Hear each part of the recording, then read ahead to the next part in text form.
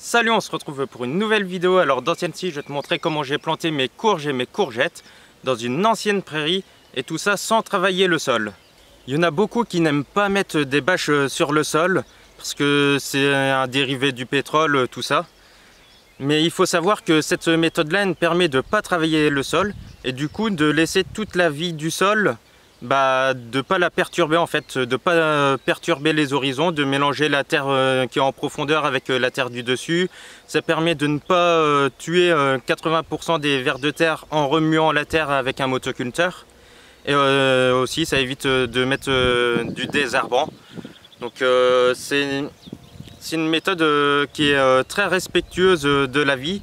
Et en plus l'herbe, vu qu'elle est occultée et étouffée, elle va se dégrader sur place. Donc la matière organique, elle reste vraiment sur place et elle se transformera de façon naturelle. Et ça veut dire que la matière organique n'est pas enterrée et donc n'est pas ensevelie sous la terre. Et ça perturbe, enfin c'est plus proche du cycle naturel en fait. Alors la bâche utilisée, c'est de la bâche tissée en 130 grammes par mètre carré. Donc c'est la plus haute qualité, c'est la meilleure bâche qui existe. Et la bâche tissée laisse passer l'eau à travers. Donc ça n'est pas étanche. Et quand il pleuvra comme ça, le sol il pourra absorber l'eau. J'ai pris des rouleaux de 2,10 m de largeur. Parce que sinon le poids du rouleau il est vraiment trop lourd. Là le rouleau en 2,10 m sur 100 mètres de longueur, ça fait déjà 30 kg. Donc c'est déjà un poids assez important. Donc pour la pose de la bâche, je commence à agrafer la longueur, mais c'est sur 2 mètres environ, pour avoir une bonne base, pour pouvoir bien m'aligner avec le cordeau. Donc je pose des agrafes environ tous les 40 cm au début, 30-40 cm. Une fois que c'est fait, je vais agrafer la largeur, donc les 2,10 m de large. Je tends bien la bâche et je viens encore une fois agrafer tous les 30 cm. Les agrafes utilisées, c'est des agrafes qui font 20 par 20 cm avec en diamètre 4 mm, donc c'est les plus courants. Il y en a qui existent en 6 mm de diamètre, mais c'est pas forcément la peine quoi, enfin c'est même pas la peine quoi. La première longueur est posée, donc là il y a des pneus sur un côté parce que il n'y a que le côté droit là qui est agrafé et celui de gauche il sera agrafé en même temps que quand je mets la deuxième longueur juste à côté. Le chevauchement pour les bâches il est très important, le sens de chevauchement. Donc moi j'ai mis pour que le vent principal ne puisse pas s'engouffrer sous les bâches. Et il y a aussi la largeur du chevauchement. Donc là moi j'ai mis environ 20 cm. Ce qui permet que l'herbe ne puisse pas se faufiler entre deux et retrouver la lumière après. Donc 20 cm c'est ce qui est conseillé en principe pour le chevauchement. Donc pour la deuxième bande, je fais pareil, j'agrafe sur la longueur sur environ 2 mètres de long et après j'agrafe la largeur tout en suivant le cordeau, donc pour avoir les 20 mètres pour bien les respecter. J'essaye de tendre la bâche au maximum. Et puis je me mets les agrafes tous les 30 cm, donc vraiment comme la première bâche quoi. Quand je déroule la bâche, j'essaye d'appuyer avec mon pied sur le rouleau pour essayer de bien écraser la prairie qui était dessus. Et pour que ça fasse le moins en dôme possible, que j'essaye de bien appuyer avec le pied dessus. Après, donc je continue donc le chevauchement, donc je respecte toujours les 20 cm. J'essaye de bien tendre la bâche qui a été déroulée avant, donc je tire au maximum et je viens mettre mes agrafes tous les 40 cm. C'est très important que la bâche soit bien tendue pour éviter que le vent ne s'engouffre dedans et ne fasse l'effet d'une voile en fait. Toute la future zone de culture est bâchée, donc j'ai mis 4 bandes de 2,10 m, mais avec les chevauchements ça fait que 7,70 m de large au lieu de 8,40 m. Là sur le bord on peut voir des pneus et des tubes en métaux, que ça c'est laissé pour l'instant, mais quand la culture sera bien prise je les retirerai, ça sera stocké ailleurs. Le sens de chevauchement des bâches est très importante. Donc moi je l'ai mis dans ce sens-là parce que le vent vient de la gauche en direction de la droite principalement. S'il y a du vent qui vient de la droite, eh ben, c'est un petit peu protégé avec les serres. Et donc j'ai préféré les poser dans ce sens-là pour éviter que le vent ne s'engouffre sous les bâches et n'arrache toutes les agrafes et les bâches en même temps. Sur le côté là j'ai laissé 1 mètre, que c'est la largeur. Le long de la serre il y a une sorte de butte, il y a une butte en fait pour bien tenir les bâches. Donc c'est à peu près cette largeur là, elle fait environ 1 mètre. Et sur ce côté j'ai pas été plus loin, j'aurais pu rajouter une bande, mais j'ai planté une haie de peupliers. Enfin là c'est juste des boutures pour l'instant que j'ai mis dans le sol. Ces peupliers là ils serviront pour couper le vent, pour faire une haie brise-vent. Ça fait 2 jours que les bâches sont installées. Et là je vais faire les trous de plantation. Donc au début il faut faire des croix dans la bâche pour pouvoir après faire les trous. Donc là je me mets à chaque fois au milieu de bâche, donc c'est pas, ça dépend en fonction de vos bâches et de l'écartement que vous voulez faire.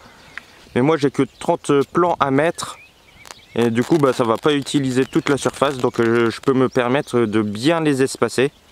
Donc moi je vais les mettre à chaque fois une ligne par bâche et chaque plan seront espacés de 1,50 m entre eux.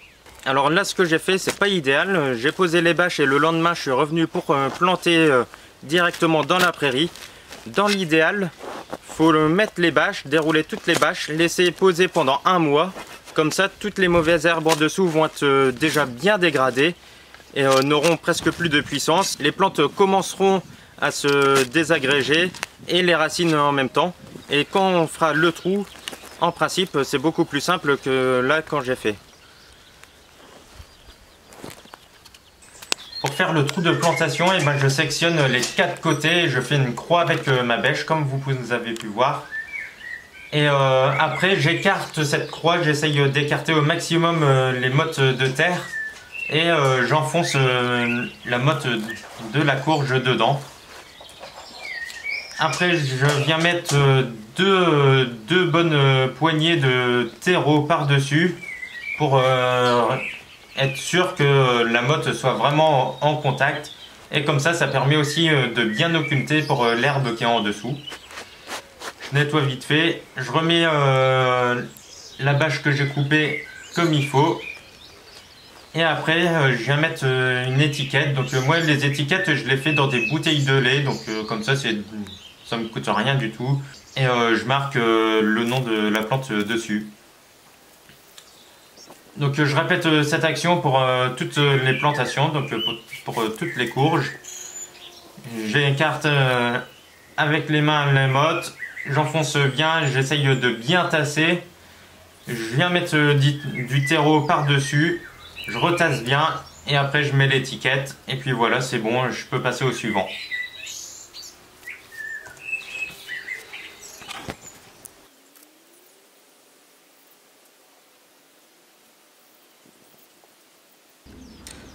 Voilà, la plantation des courges est finie. Donc en tout il y a 30 pieds de courgettes. Il y a 2 sortes de courgettes. Il y a des courges spaghetti, des butternuts, des potimarrons, des sucrines du berry et des courges spaghetti après. J'ai déjà planté mes courges en extérieur parce que j'ai fait les semis trop tôt en fait. Et du coup les plants ils sont vachement développés. Et pour éviter que ça reste en pot trop longtemps et que que les racines ne fassent un chignon, j'ai décidé de les planter maintenant.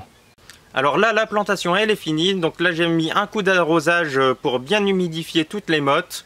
Demain je réarroserai et en principe, je pense que je n'aurai pas besoin d'arroser en plus. Cette méthode du bâchage évite aussi le désherbage par la suite. Vu que les mauvaises herbes sont en dessous, elles ne pourront pas pousser. Et donc ça nous fait un gain de temps de désherbage. Cette bâche, vu qu'elle est noire, elle capte la chaleur. Donc ça va réchauffer la terre qui est en dessous. Et ainsi ça va aider les plantes à pousser, à mieux pousser. Alors en principe, après cette culture, le terrain il sera complètement propre. Il n'y aura plus aucune vivace qui sera sur le terrain. Donc le chien-dent il aura disparu en principe. Et ce qui me permettra de refaire une culture directement après. Alors moi je pense que je vais mettre un couvert végétal, donc c'est un mélange de plantes, de légumineuses, donc comme des fèves ou des févroles, et d'autres plantes de graminées comme l'avoine par exemple. Et tout ça, laisser pousser ça pendant l'hiver. Et au printemps, je coucherai ce couvert végétal. Et comme ça, je recultiverai directement par-dessus. Voilà, la vidéo sur la plantation des courges et des courgettes est finie. Si vous avez aimé, n'hésitez pas à liker, commenter, partager la vidéo.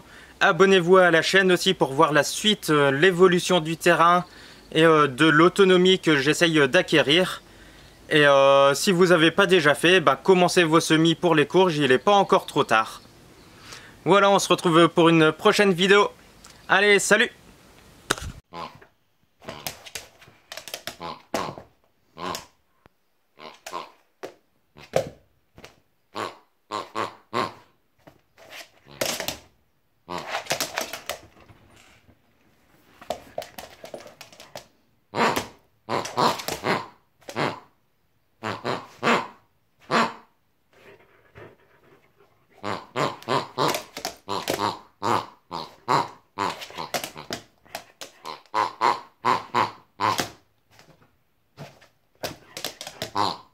Ah.